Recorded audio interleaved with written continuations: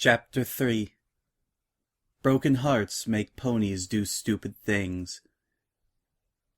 The sun was setting. Vinyl watched it sleepily through the window. She yawned into a hoof and snuggled into the chair amidst the blankets her housekeeper had brought over to make it a little less uncomfortable. She never would have thought she was the type of pony to need or want a housekeeper. True, she loathed cleaning with a fiery passion, and true, Octavia used to drop a wet dishcloth over her eyes while she slept as a gentle reminder that the plates in the sink were growing mold. Even so, paying someone to clean up after her had never crossed her mind until Indigo set hoof in her apartment 3 months after Octavia left and declared it a health hazard. Vinyl sighed. No matter what she thought of, everything spiraled back to Octavia somehow.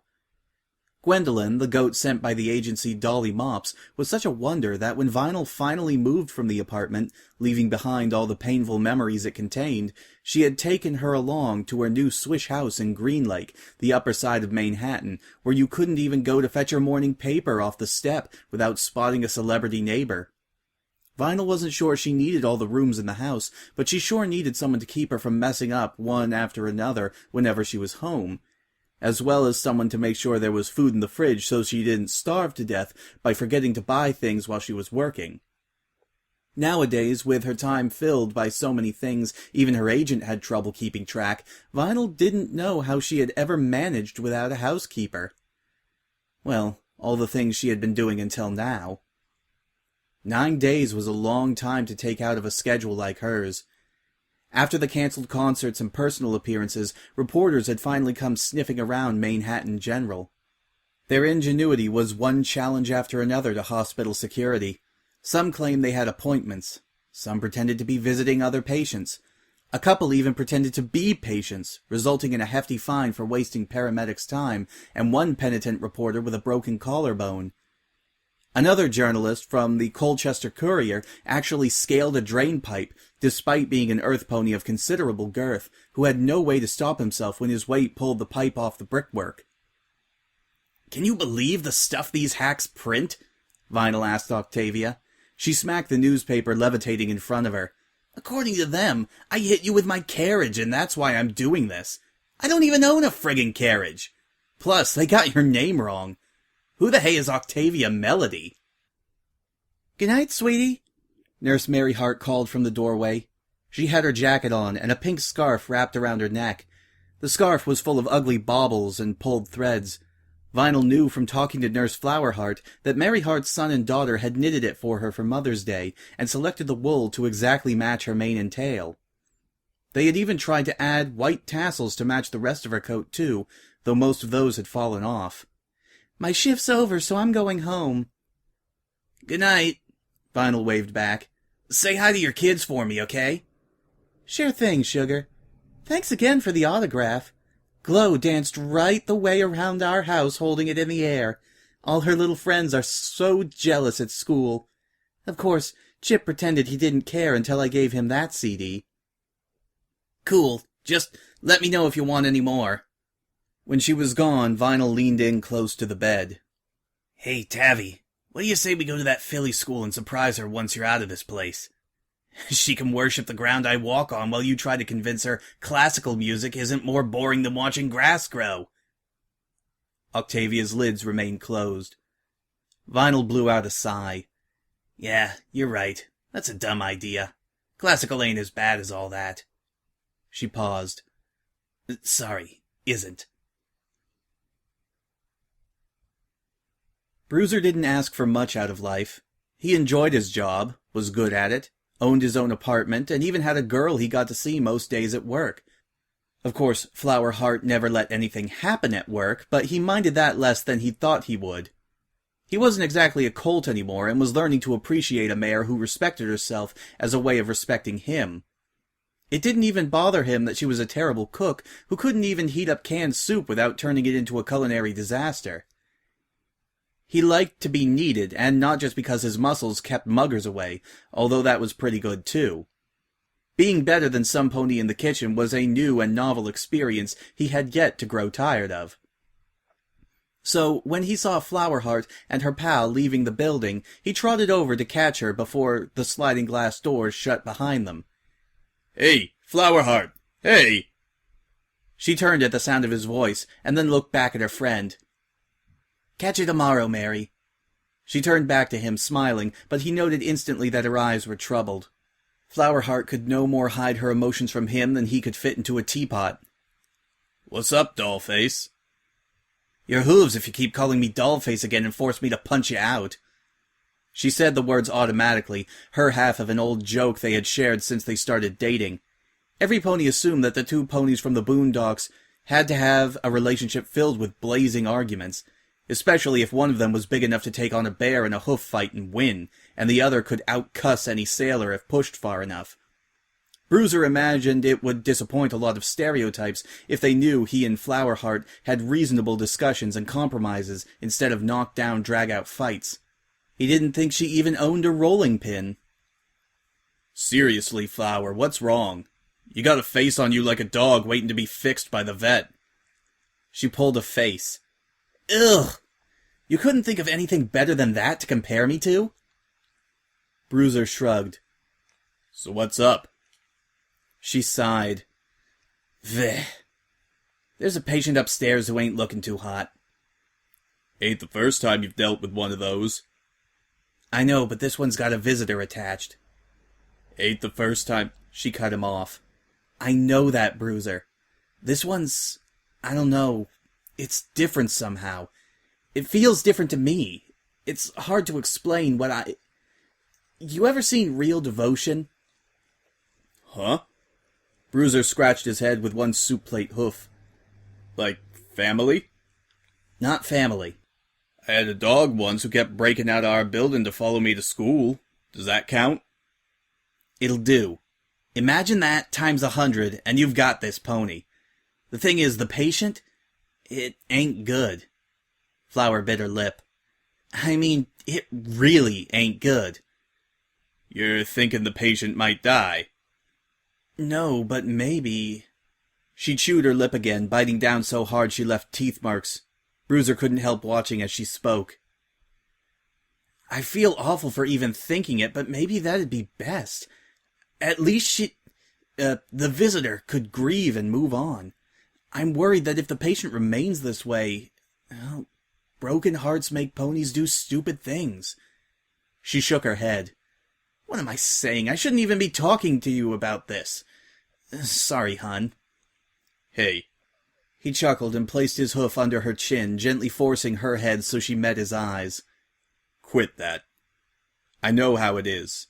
This place gets under your skin. You got it way worse than I do. I know I'm here to deal with scumbags, so it's hard when I gotta deal with hysterical loved ones causing a ruckus instead. It makes me feel like crap when I gotta throw 'em out. You gotta deal with all that and more. You put on a good act, Sweet Cheeks, but you don't fool me with that tough girl attitude. It don't do no pony any good to keep inside the kind of junk we got out of this place. If you can't talk to me about it, who can you talk to?" "You lunkhead," she murmured affectionately, rolling her eyes. "You ain't nothing but a softy underneath all that muscle." "Shh! Don't let that get around or I'll have to pound a few heads to keep my rep intact." "You just keep yourself intact." She grabbed the collar of his uniform and pulled him close for a quick smooch. "Dinner at mine tonight?" She would order in. She always ordered in. She liked grande-sized pizzas with all the toppings and could match him bite for bite. Last week they had tussled over the last slice until they rolled off the couch onto the floor and forgot all about the food. He had found it stuck in his tail afterwards and hadn't even cared. He liked that Flowerheart wasn't skinny. Once upon a time he had told himself that he would only ever date leggy, lean mares with high cheekbones and hoofacures, but these days he couldn't imagine being with any pony but Flower, and couldn't imagine her being anything but the way she was. If anypony had told him when he was younger that one day he would prefer a chunky girl who not only couldn't cook like his ma, but couldn't cook at all, he would have laughed in their face. You really couldn't predict the future, no matter how much you thought you could. "You betcha, Dollface." "Ooh, you are so asking for it." She biffed him playfully in his shoulder. He laughed and turned away to report to his post.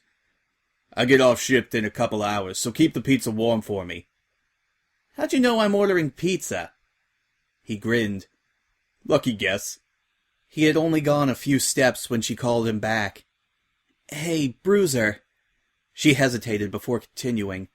"That dog, the one that kept following you to school, what happened to it?" He winced at the memory of leaving school one day to find the dog dead in the road, having been run over by a carriage while it was crossing the street. He had been racked with guilt that it had died trying to see him, and refused to have another pet in case it loved him so much it, too, died and left him bereft. That foolish logic had stuck, and he had never had a pet in all his adult life, either. Sensing that this was exactly the wrong answer to give Flowerheart, he paused before replying. "Lived a good, long, and happy life. Plus he had a great time making about 1,000,000 puppies with the neighborhood dogs." Ew! Bruiser saw out the end of his shift without any problems. He almost wished another reporter would try something just to break the monotony, but the time ticked by and he clocked out without incident. As he slipped his time card back into place, however, Flowerheart's words echoed through his mind, and he once more saw the troubled look in her eyes. She didn't often look that way. She was a professional, and good at keeping herself just distant enough from patients and their families that their suffering didn't derail her own sanity. It was all too easy to let the tragedies and heartbreaks get to you in a place like this. Bruiser had been at Manhattan General for 14 years, and witnessed the departure of more than a few who couldn't make it past basic training. Flowerheart was not one of those ponies. He hesitated, glancing at the clock. Horse feathers. The trip up to neurology was as uneventful as everything else had been that evening. Maybe he was doing this out of simple boredom and nothing more. Yeah, that was probably it. Nevertheless, he exited the elevator and went several yards before realizing he was walking on tiptoe. The night nurses looked up from their station, raising eyebrows at his presence, but didn't question it. A security uniform was like a free pass anywhere in the hospital. "Hey, Cherry Heart." "Yeah?" The nearest nurse got to her hooves, revealing a Red Cross cutie mark wreathed in bits of pink blossoms. "Can I help you, Bruiser?" He paused. This was dumb. What the hay was he even doing? Yet, once again, Flowerheart's face and voice returned to him. "This one's... I don't know, it's different somehow. It feels different to me. It's hard to explain." "Do you got a patient up here with a visitor who's been sticking around, like, longer than usual?" Cherryheart visibly relaxed. Apparently she had assumed he was up here to deliver bad news or evacuate them. She nodded at the door directly across from the nurse's station. "Room 219. Why?" "I'm investigating something." She exchanged a look with her companion, a black stallion called Loyalheart, who was one of the few male nurses at the hospital. They both wore matching looks of curiosity. "Nothing bad," Bruiser added. "And nothing that affects you two. Just something. Mind if I look in?" "Be our guest," said Cherryheart. "I think they're both sleeping, though. If you want to talk to... well, you could only talk to Miss Scratch." "Miss Scratch, huh?" Flowerheart had diligently not mentioned names when talking to him downstairs. Bruiser had heard of this pony, Vinyl Scratch, when all of the reporters started casing the hospital, especially from one of the new batch of porters who hadn't even been there 6 months and seemed to think transporting patients and equipment around the hospital was some elaborate game of pony pinball. Bruiser hadn't recognized the mare's name, but knew she was famous for some reason. No wonder Flowerheart hadn't wanted to identify her when talking about her concerns in a crowded waiting room. He couldn't hear anything from the room, so he peered around the edge, noting the slowly revolving ceiling fan and heavy air. It smelled strange. Clean, but redolent of something he couldn't place.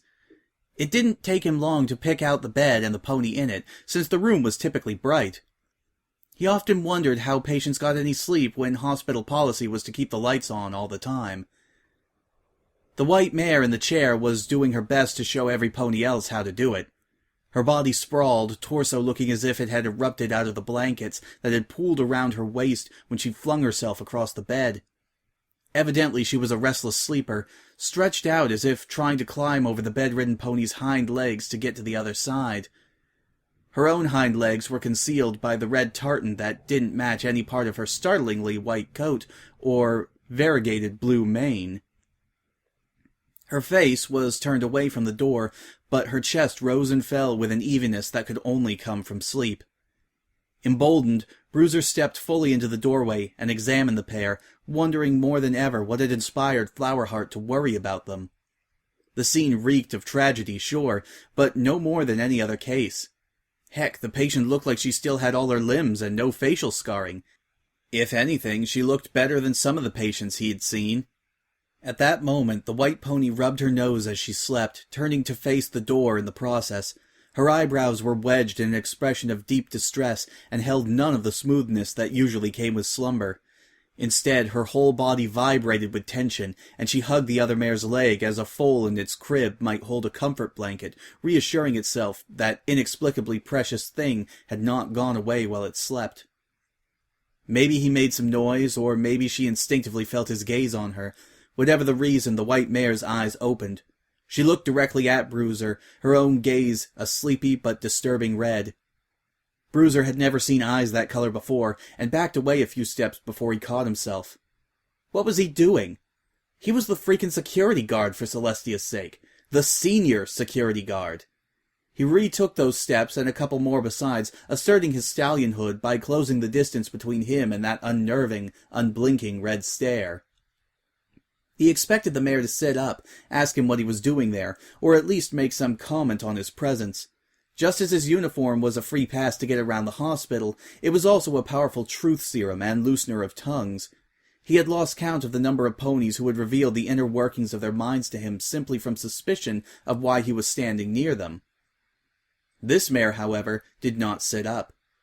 In fact, she just blinked a few times and curled a hoof further over the unconscious pony's body. Bruiser realized after a few seconds that she was putting herself between him and the patient, as if trying to protect her from him by using her body as a shield. Him, of all ponies! He was twice her size and could beat her in a fight blindfolded and with both hooves behind his back. Yet she had perceived him as a potential threat and acted accordingly, at least in her own drowsy mind. Her body language was clear. "This pony is mine, and whoever you are, I don't care. You can't have her." The silent action drove Bruiser backwards towards the door again. He paused in the ridiculous game of hokey-cokey and nodded at her. "Evenin'," he said with an approximation of amiability. "Just, doing my rounds." He coughed. "Everything seems fine in here." The white mare watched him wordlessly until he turned to leave. He glanced over his shoulder, expecting to see those horrible red eyes still watching him, but she had turned her face once more and buried it into the bedcloths, over the patient's legs. She lifted her head, looking up the bed to the pillow with an expression so soft and vulnerable that Bruiser would not have recognized her as the same pony if he had not seen that she had not moved. Her face was so unguarded in that moment that he quickly walked away, feeling like he had peeped at something private, meant only for those two and not muscle-bound lunkheads like him. He hurried down the stairs, foregoing the elevator, and out of the hospital at a near gallop. Once outside, he headed straight for Flowerheart's apartment, a little wiser now about why she had looked the way she had when talking about ponies in room 219. The last time he had seen emotion like that, it had been shining in the dog's eyes the morning before it ran under the wheels of a carriage in its eagerness to get to him. Nurse Maryheart squealed when she came in carrying a vase of flowers and nearly fell over Vinyl. "Sorry!" Vinyl scrambled up. Are you okay?" "Did I step on you?" "No, I'm fine. You didn't step on me," Vinyl assured her. "What the hoo-ha are you doing on the floor?" Nurse Maryheart asked. Unlike Nurse Flowerheart, Nurse Maryheart's voice was burnished with a soft drawl, and that reminded Vinyl of the time she had played in Ponyville. The little town was nothing more than a blip on the map, famous only for its proximity to the Everfree Forest, and the part a few ponies from it had played in redeeming Princess Luna last summer, than because it was a hub of musical or fashionable prowess. However, Indigo had got wind of Princess Celestia's favorite student was involved in some fashion show thing, and had snapped up the chance to get Vinyl the gig. He had been right, of course. Indigo usually was right about things, which was why Vinyl had learned to defer to him so much. If not for that piffling fashion show, she never would have clinched the contract for the royal wedding. That almost made up for the disaster the fashion show itself had been. Almost. Vinyl had walked away from the gig, unlike the models who had limped away with their pride in tatters. Hearing Nurse Maryhart talk reminded her of the orange mare in galoshes and overalls who trundled off the stage and kicked off all 4 pieces of footwear so hard she dented a metal strut. "I was just doing some sit-ups," Vinyl explained. "Sit-ups?" "Yeah, you know." She did her best to mime the belly crunches she had been counting before she was interrupted. "Stomach exercises." Nurse Maryhart just blinked at her. "Was there a reason you were doing them here on the floor?" "I'm supposed to do at least 100 every morning." Plus all sorts of other things, too. For years, her visits to the gym had been daily, grueling, and usually done under duress. She hated the gym, especially at some of the odd hours she had to go there. Running on a treadmill at 3 in the morning, with only your own reflection in the surrounding mirrors for company, was a special kind of lonely. However, with her hectic work schedule, she had to fit in sessions whenever she could. She had a personal trainer and everything, though when she was only free in the wee hours he wasn't available, so she had to pound the equipment on her own in routines that were so familiar she could have done them in her sleep. She complained like crazy, but never skipped her daily exercises, even when she was on tour. Image was everything in the music industry, as Indigo kept telling her. With gossip magazines forever ready to photograph you eating a pastry and plaster it across their front page with headlines like, "Is it all over for DJ Pone 3's waistline?" or feature her in articles called, "Stars Have Cellulite Too," Vinyl knew she couldn't afford to let her regime slip. 100? Nurse Maryhart's attention snagged on the number. As in 100? Uh-huh, at least. 200 if I have time, but I have to leave a break in between reps if I'm doing that many. Plus glute raises, push-ups, and a staggered 20 minutes of plank. Plank? Vinyl demonstrated, lying flat on her belly and then pushing up onto the very tips of her hind hooves, leaning her weight forward onto her elbows. After only a few seconds, her muscles started to tremble, most notably in her shoulders and stomach. "It's a bitch," she grunted, "but I have to do it." "Land sakes, why?" "To stay in shape." Nurse Maryhart looked her over. "Honey, you have less fat on you than a butcher's pencil. You can't be doing that kind of exercise on the little you eat." Vinyl was momentarily confused by the weird phrase, but let it go. "I eat plenty." Nurse Maryhart's eyes ticked into a frown. Everything about the kind mare was themed around pink and white, so when she frowned, Vinyl had to stop herself from thinking of her as an angry marshmallow. "Is this a diet thing? Because I've seen ponies brought into this hospital who are just skin and bones after reading all those gosh darn ridiculous celebrity diet fads." No, it's what I have to do." Vinyl shrugged. "It's part of my job, like emptying bedpans for you." "Oh, thanks for reminding me, honey." "Whoops, sorry." Nurse Maryhart looked like she just wanted to berate Vinyl some more, but instead she sighed and placed the vase on the bedside table. "Just don't do them right in front of the door again, at least." "Will do. Won't do. Whatever. I'll try not to do my exercises where I can get squished." Still looking unhappy, Nurse Maryhart left. Belatedly, Vinyl dashed to the door. "Hey, hang on, who are those flowers from?" "Sorry, honey, I can't remember. Read the card." "Card?" Vinyl turned back to the vase. Sure enough, a tiny card dangled over the edge. She opened it up and then dropped it again. Quaver and his cronies. What the hey did you ever see in those bozos, Tavi? Quaver's a moralistic butthead, and maybe if you smushed the other two together, you'd get something like a personality. A crappy personality, but more than they have apart. They had sent lilies. White lilies.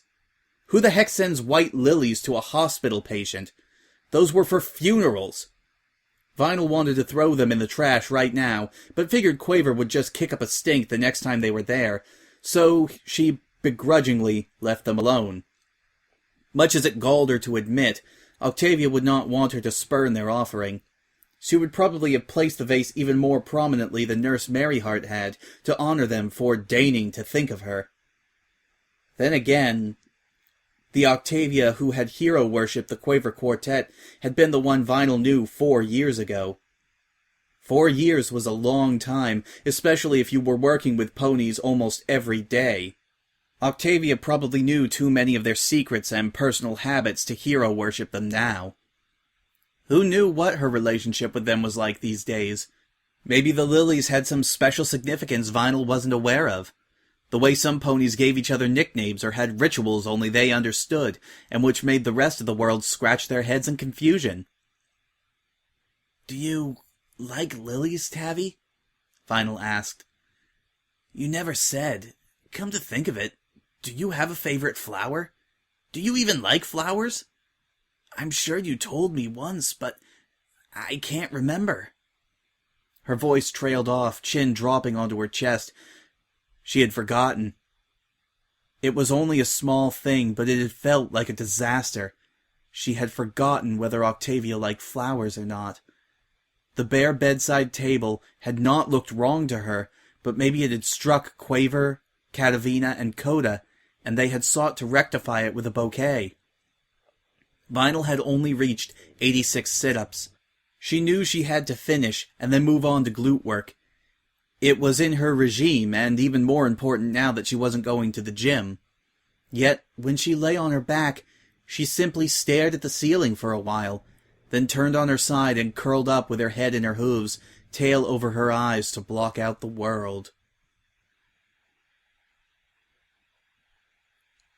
"You have to." "No, I don't." Vinyl kept writing, her horn glowing as the pencil moved across the page. She always wrote music in pencil, so she could erase what she didn't like when she had a chance to actually play it to test it out. "I gave that press release, remember? No engagements until further notice." "But..." "Indigo, read my lips. I'm staying here." Her agent stamped a hoof in frustration. He was not used to Vinyl defying him. "You're gonna hemorrhage money." "Not for a while. My accountant tells me I'm loaded." Sarcasm clung to her words, but it was a thin veneer. "Besides, there are more important things in life than money." She erased a crochet, changing it to a semi-quaver. Humming wasn't as good as playing, but it would have to do for now.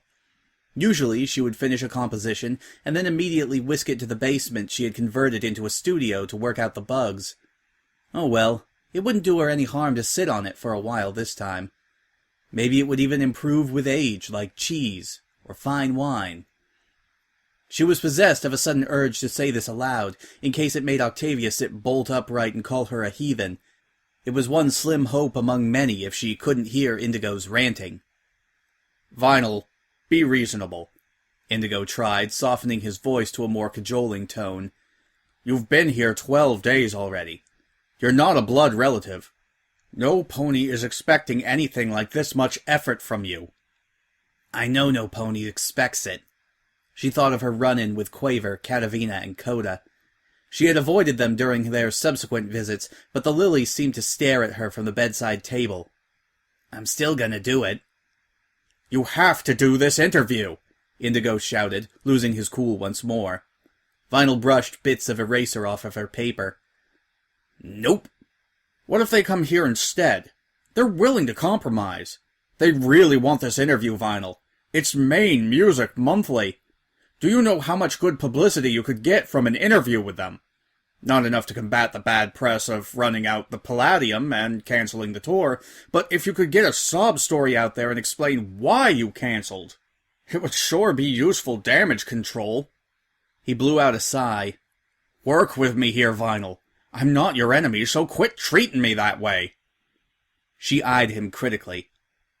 "Was coming here their idea or yours?" "They got wind of what you were doing when they heard about you running out on a gig. You've never done it before, and they want your side of the story. They're willing to make allowances to hear it, and their readership is huge.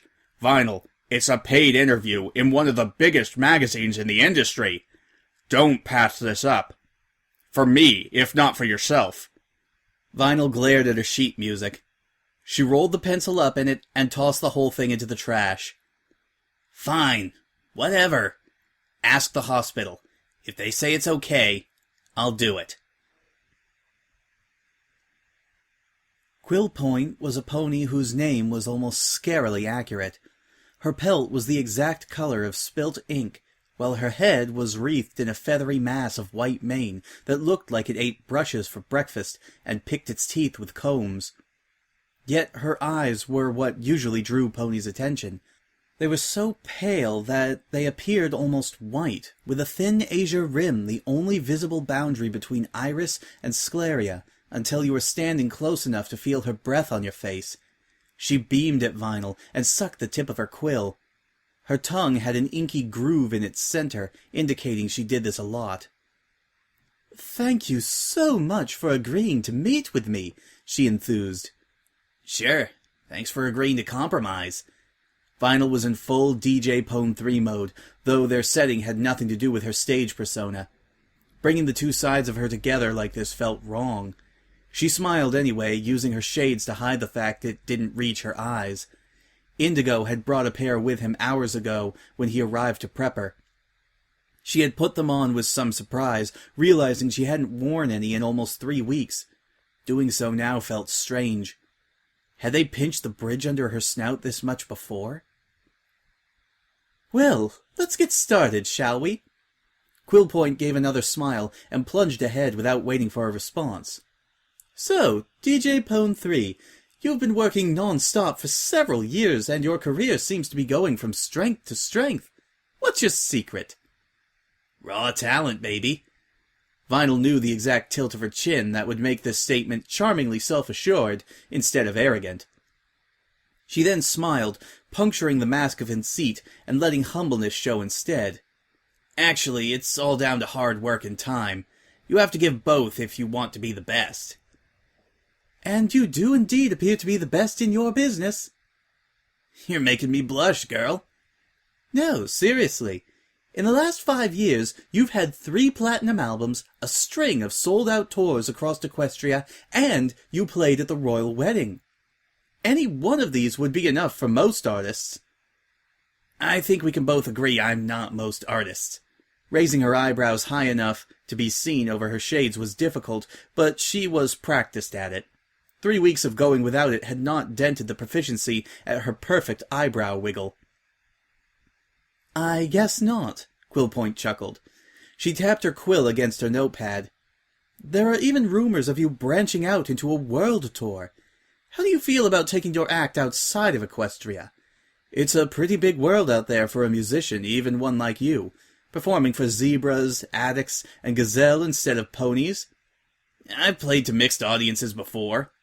No addicts can rock the house as much as a griffin or a dragon when he gets his groove on, and I don't underestimate a donkey in a mosh pit." Vinyl smiled. "It'd be a lot of work, sure, but that's the nature of this game, yeah. You gotta slog through it to make it." Pony feathers, she had forgotten about that tour. It was an idea Indigo had mooted a few months ago.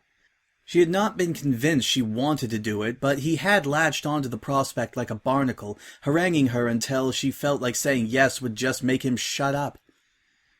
That had been all before Octavia's accident, of course. All tours were tabled for now. At least that was what she had told him. Apparently he, or someone in his employ, had leaked information of this one. She wondered whether or not it had been deliberate to force her hoof. If so, he was going to get a nasty shock. She would not be blackmailed into leaving Octavia's side.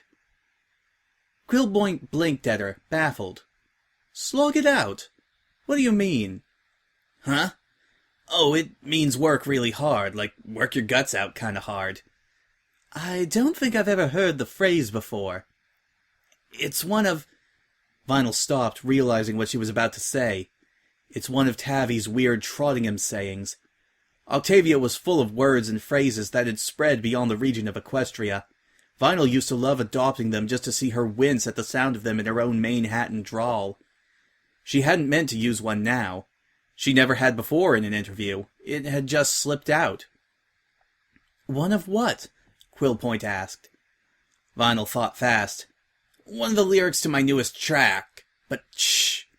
She held a hoof to her lips and leaned forward conspiratorially. "Don't tell anypony. It's a secret until the track's finished, yeah? Just between you and me." She grinned fiercely. Reporters loved it when you seemed to take them into your confidence, even when both of you knew what you had said would be printed on broadcast tomorrow. "I won't breathe a word," Quillpoint fibbed. She leaned back, once more consulting her notepad. "So, DJ Pone 3, with so much on your schedule, and all of these successes both behind and in front of you, why have you spent the last 3 weeks hidden away at Manhattan General Hospital, at the bedside of Octavia Philharmonica, cellist with the little-known Quaver Quartet?" She breathed out the information dump without stopping or faltering once. Little known? Maybe they weren't superstar famous, but they weren't exactly unknown either.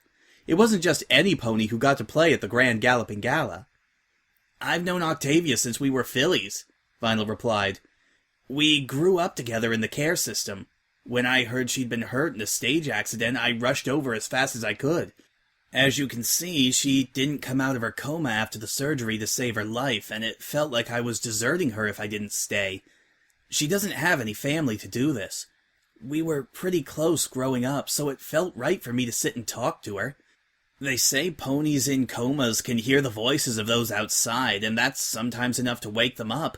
So I figure that if I talk enough, eventually she has to wake up and tell me to shut my mouth and give her ears a break." Quillpoint nodded. "Yes, about that. You said you rushed over, but my sources say you didn't come to see her until a whole week after the accident. That doesn't sound like the actions of a longtime friend.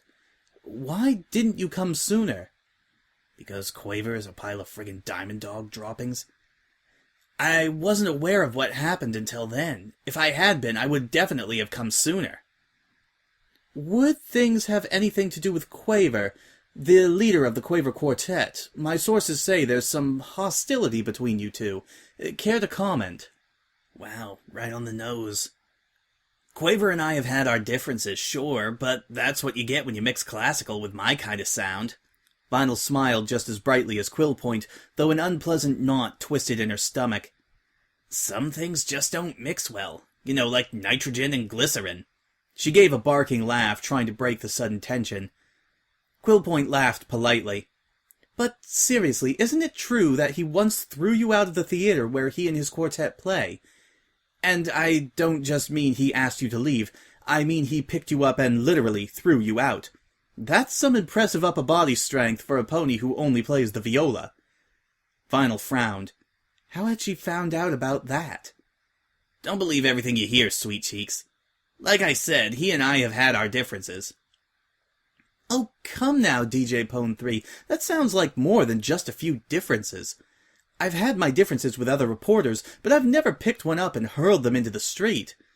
What in the name of Celestia could provoke such an extreme reaction from a stallion who is, by all accounts, generally mild-mannered?" Vinyl searched for something to respond with. She didn't get the chance. As she stuttered, Quillpoint fired off another question. "And isn't it true that after the incident he left instructions for you not to be allowed in to see any of the quartet's performances or rehearsals, and that those instructions have been maintained throughout the 4 years since he gave them? Wouldn't you agree that sounds like more than just a few musical differences?" Why did he do that? Was it something to do with Octavia? The familiar way she used Octavia's name made Vinyl want to break something, possibly Quillpoint's face. "He didn't like that I'd upset her." Vinyl only just managed to keep the growl from her voice. "You upset her? Your longtime friend? The pony you grew up alongside and bonded with during your time in the care system? You upset her enough that her colleague not only became uncharacteristically physical, but also specified that you were never again to see her play. And she never challenged this edict either, did she? Not once in 4 years did she get him to rescind his instructions and allow you to attend one of their performances. What in Equestria did you do to upset her that much? Vinyl caught Indigo's eye over Quillpoint's shoulder. He looked panicked, since he was able to read her mood more skillfully than any pony else in the room. He could see her mourning anger, even if Quillpoint had the survival instincts of a lemming climbing into an eagle's nest. "I think this interview is over," he said in a mock cheerful voice. Out the side of his mouth he hissed, "This isn't what you told me you were going to cover, Quillpoint."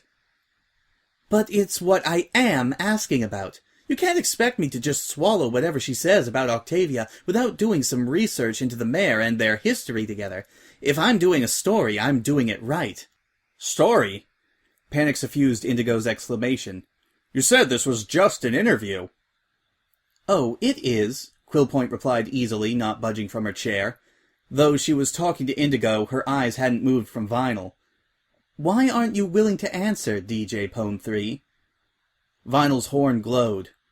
"Because..." The small tape recorder Quillpoint had in her lap suddenly levitated into the air. Quillpoint grabbed for it but wasn't quick enough. "My private life..." The window opened. "Is private." The recorder sailed out. "And if there are parts of it I don't want to discuss..." The window slammed shut. "If I want to maintain my privacy and not have it splashed all over your magazine..." The lock slid home. "Then that's my business, and you need to respect that." Quillpoint stared between Vinyl and the window in shock. You can't do that!" "That's funny. I thought I already did. Indigo, please show her out." Vinyl turned her chair towards the bed and its array of beeping and whirring machines. She carefully reached out with a tendril of magic and brushed a damp lock of Octavia's mane from her face. She should have known it was a bad idea to let her professional life intersect in any way with her personal one.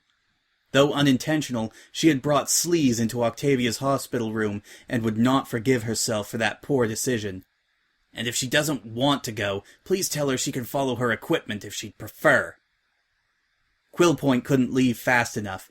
Her clicking hooves had scarcely faded before Indigo rounded on Vinyl. He was incandescent with fury. "What the hey was that all about?"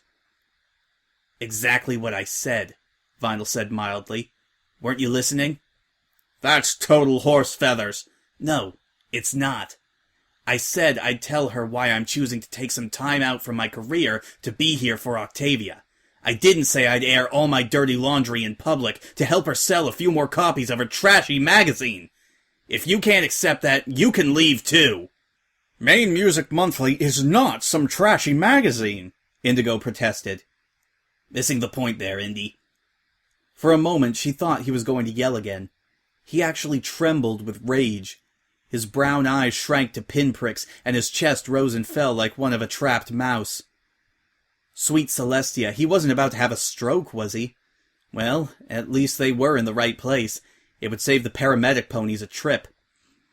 However, instead of yelling, he slammed out of the room so hard the door bounced back and hit the wall.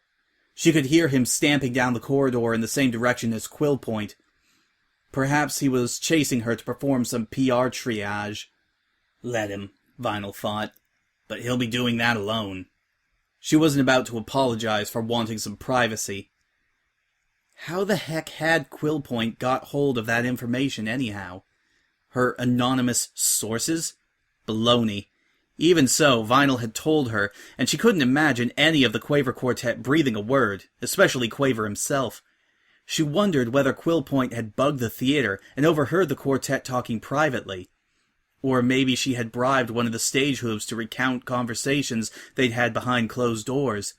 Katavina and Coda had made their feelings clear when they found Vinyl here at the hospital, and Quaver would not have held back his disapproval of Octavia's decision to make contact with Vinyl again. He genuinely believed that letting Vinyl back into her life would only hurt Octavia. However much it galled Vinyl to admit it, and however much of an ass he was being about it, his opinions were because he cared about Octavia. That was what had motivated him to act as he had when Vinyl crashed their rehearsal and refused to leave even when Octavia begged her to go. Vinyl had been convinced that if she could talk to her, she could convince Octavia to come back. Half crazed with grief, Vinyl had followed her through the stage exit to her dressing room and banged on the closed door for 20 minutes before Quaver reached the end of his tether and literally threw her out when she accused him of stealing Octavia away.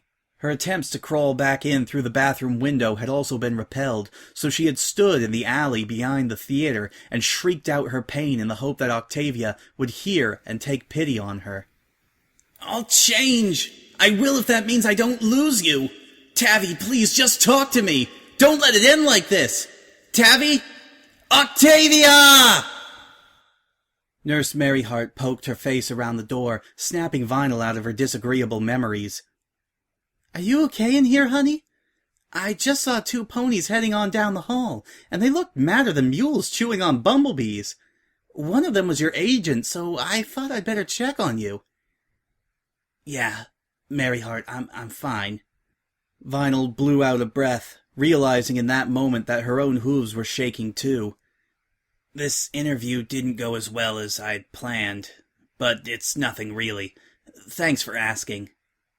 "Well, if you need anything, sugar, you just ask, okay?" "Yeah, thanks. What I need is for Tavi to wake up," she thought bitterly. 4 years apart, and then tentative contact could not be allowed to end like this. This could not be the end of their story. I need her to wake up. Of course, the mere act of wanting something is rarely enough to actually make it happen. To be continued.